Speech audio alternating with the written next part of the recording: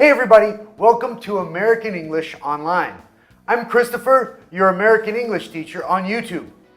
Hoje a gente vai falar de uma coisa um pouquinho diferente e bem interessante. São expressões que usam a sua palavra oposta. Mas em inglês a gente fala às vezes de uma maneira diferente. Vamos lá!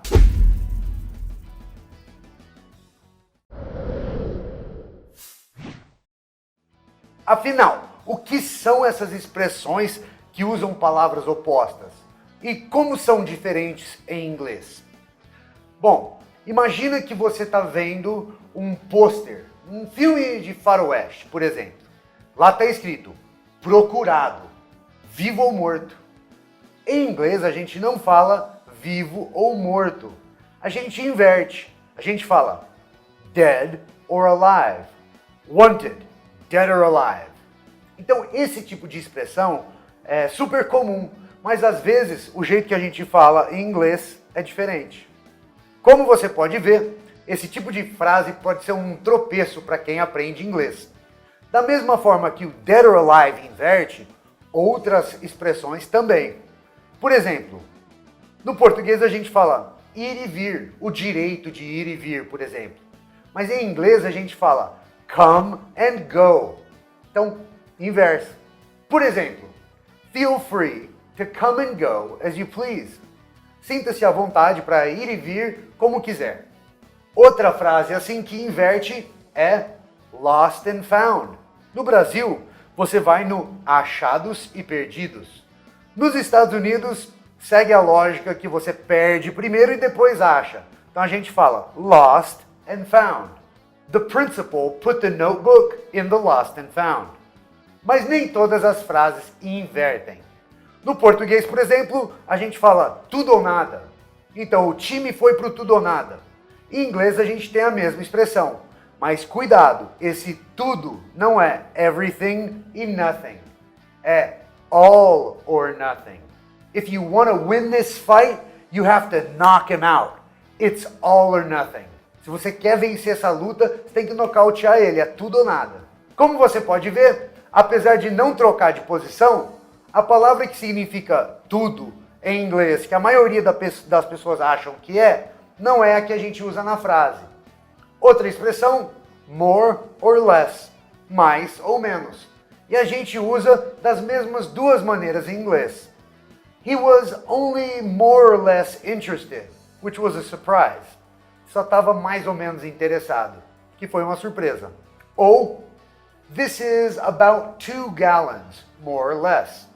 Quando a gente fala do tamanho ou distância e aproxima, a gente normalmente põe o more or less no final.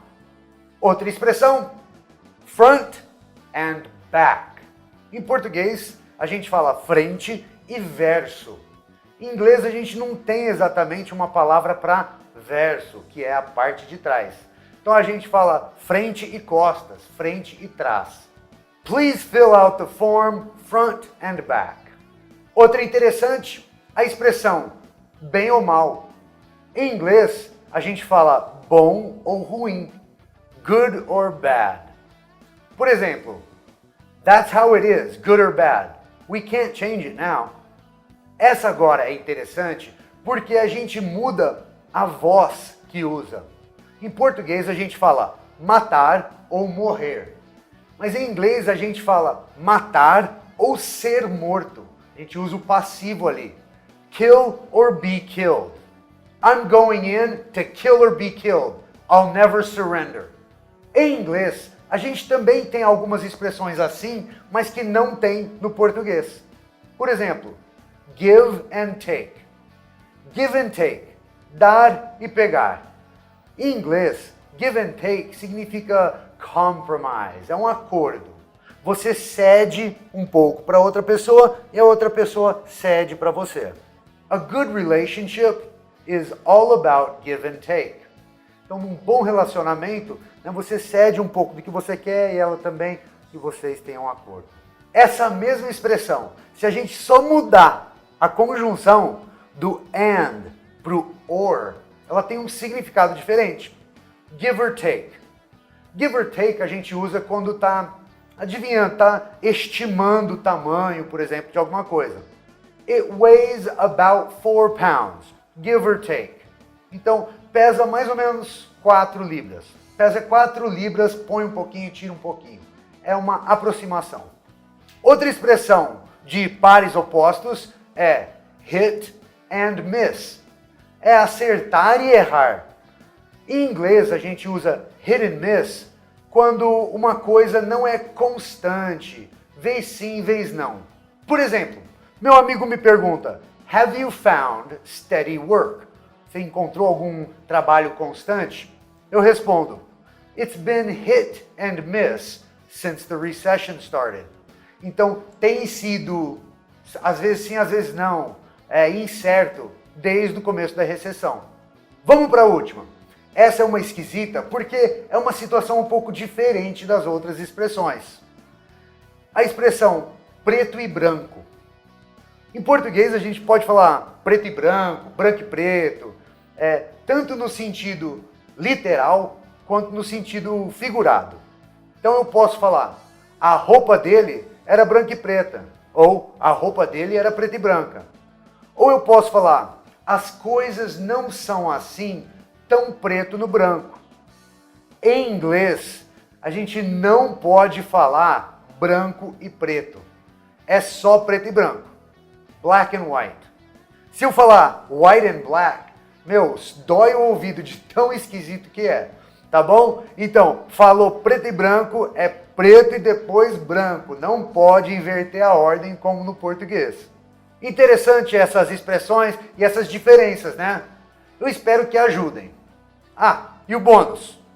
Muitas expressões que são ligadas dessa maneira não são necessariamente com palavras opostas. Por exemplo, frente a frente. Em inglês, a gente não fala front to front. A gente fala face to face, cara a cara, face a face, né? E outra, vira e mexe, ou deitar e rolar.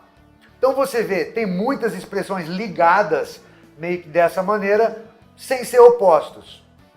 Mas isso é assunto para outro vídeo. Curtiu o vídeo? Se inscreva aqui no canal, fala para os seus amigos que estão tentando aprender expressões ou inglês em geral. Curte o vídeo aqui para ajudar o canal, aperta o botãozinho de notificações, senão você perde os próximos vídeos. E como sempre, let's practice. And we're back to filming, yeah! Quando ele bate palma assim, ó. Invertido? Não, eu engasguei, mas é isso. De novo. Keep on track. Again. Nossa, tudo certinho mesmo, aí eu... Esse teu trabalho. Americano,